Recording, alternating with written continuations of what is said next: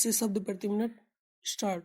फिलहाल सरकार ने 5वें वेतन आयोग की सिफारिशें लागू करने के निर्णय को स्थगित कर दिया है।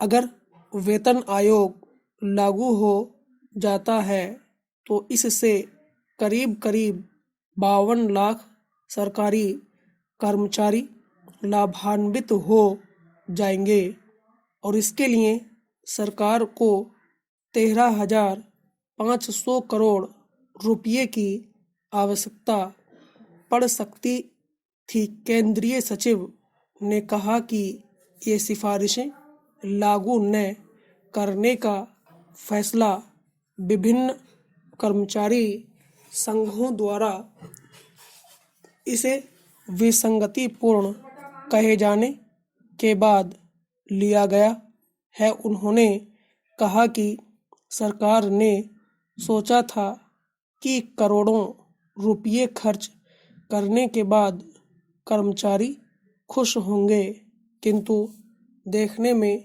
यह आया है कि इससे अधिकतर लोग असंतुष्ट थे। आधिकारिक सूत्रों का कहना है कि वेतन आयोग की सिफारिशों के खिलाफ विभिन्न कर्मचारी संघों द्वारा आंदोलन करने की घोषणा के कारण सरकार को मजबूरी वश यह कदम उठाना पड़ा है। कतिपय सूत्रों का कहना यह भी है कि सरकार ने ये सिफारिशें केवल इसलिए मंजूर की थीं ताकि कम वेतन पाने वाले कर्मचारियों को इसका पूरा लाभ मिल सके।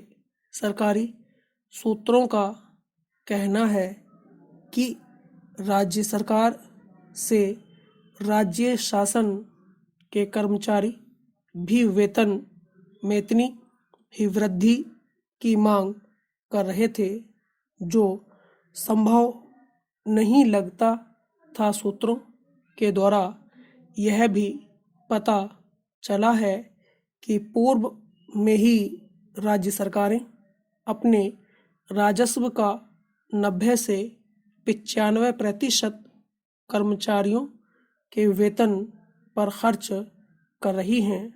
सरकार के इस निर्णय पर प्रतिक्रिया व्यक्त करते हुए भारतीय कम्युनिस्ट पार्टी के सांसद गुरुदास दास ने कहा कि जब सरकार को मालूम था कि विसंगतियां होने से वेतनमान का विरोध होगा तो उसने इसे लागू ही क्यों किया।